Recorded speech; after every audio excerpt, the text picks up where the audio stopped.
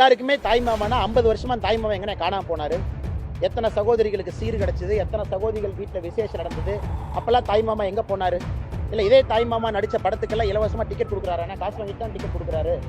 அதனால் தாய் மாமாங்கிற வார்த்தையெல்லாம் ரொம்ப யோசித்து பயன்படுத்த வேண்டிய வார்த்தைங்கன்னா, நீங்கள் மேடையில் பேசும் பொழுது முதலமைச்சரை மாமா அப்படிங்கிறீங்க. இது சினிமாவில் கேட்க நல்லா இருக்குங்க. 2 பேர் விசில் அடிப்பாங்க, 2 பேர் கை தட்டுவாங்க. யாரோ திமுக அமைச்சர் வந்து விஜய் அவரை பார்த்து பூமர்னு சொன்னால் எப்படி இருக்கும்? ஏங்க நீங்கள் பூமர் மாதிரி பேசுகிறீங்க, 51 வயசில் பூமர் மாதிரி பேசுகிறீங்க, நீங்கள் பேசுகிறதுக்கும் கீழே இருக்கிறதுக்கும் சம்மந்தம் இல்லைன்னா விஜய் அவர்கள் மனசு கஷ்டப்படுமா கஷ்டப்படாத? ஏன்னா அதே வார்த்தையை நாம் பயன்படுத்துவதற்கு எவ்வளோ நேரம்? 2 நிமிஷம் போதும். ஆனால் அவ்வளோ ஏற்கனவே சொன்னானே அவ்வளோ செலவு பண்ணி மாநாடு நடத்தி அவர் அதை சொல்லலை அப்படின்னா எதுக்கு மாநாடு நடத்தணும்?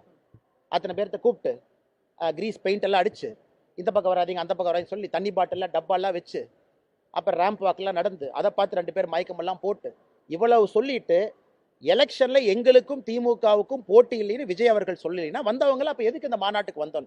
ஆனால் புதுசாக நீங்களும் தான் டிவி சேனல் சொல்றீங்க நாங்கள் தான் நம்பர் 1ன்னு, அரசியல் கட்சி நாம் எல்லாரும் சொல்றோம் நாம தான் நம்பர் 1ன்னு. அதெல்லாம் தொழில் இருக்க சொல்றோங்கண்ணா, அப்படித்தான் விஜய் அவர்கள் சொல்லி இருக்கின்றார்கள். ஆனால் விஜய் அவர்களுக்கும் உண்மை தெரியும்.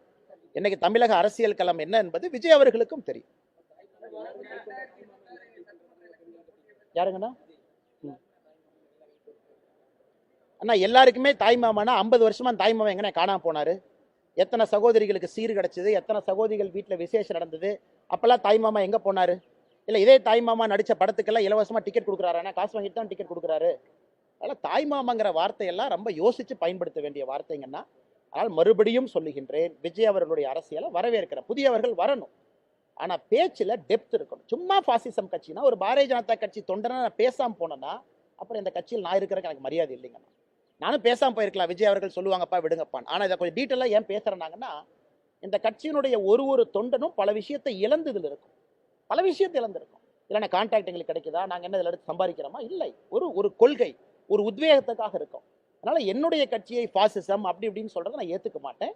அதுவும் ரொம்ப மரியாதையாக கண்ணியத்தோடு விஜய் அவர்களுக்கு மரியாதை கொடுத்து நான் பதில் சொல்லியிருக்கேன். அது ஆக்கப்பூர்வமாக பேசியிருக்கேன். மீனவர் பிரச்சனை, ஒரு பிரச்சனையும் அதே போல் அவர்களும் அணுக வேண்டும் என்பது என்னுடைய கருத்து. காரணம், அவர் அரசியல் ஆரோக்கியமாக வச்சுக்குவேன். டே 1 என்ன சொன்னாங்க? நான் ஆரோக்கியமான அரசியல் தான் பண்ணுவேன், நான் வந்து யாரையுமே பேச மாட்டேன். டே 1 சொன்னார். இன்னைக்கு 1 வருஷம் கழிச்சு விஜய் அவர்களுடைய பேச்சு நேற்று எப்படி இருந்துச்சு? இன்னைக்கு சொல்றாரு ஸ்டாலின் மாமாங்கிறாரு. அது வந்து ஒரு முதலமைச்சர் இருக்கிறாங்க.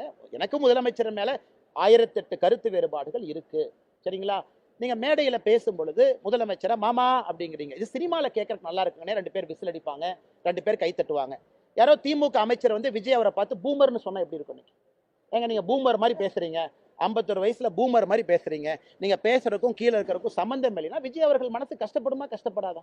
ஏன்னா அதே வார்த்தையை நாம் பயன்படுத்துவதற்கு எவ்வளவு நேரம்? 2 நிமிஷம் போதும். சில வார்த்தைகளை சில இடத்துல பயன்படுத்துவதற்கு முன்பு மக்கள் பக்குவத்தை எதிர்பார்க்கிறாங்க. பக்குவம் இல்லாம எப்படி முதலமைச்சராக தமிழக மக்கள் ஏற்றுக்கொள்வார்கள்? நன்றி.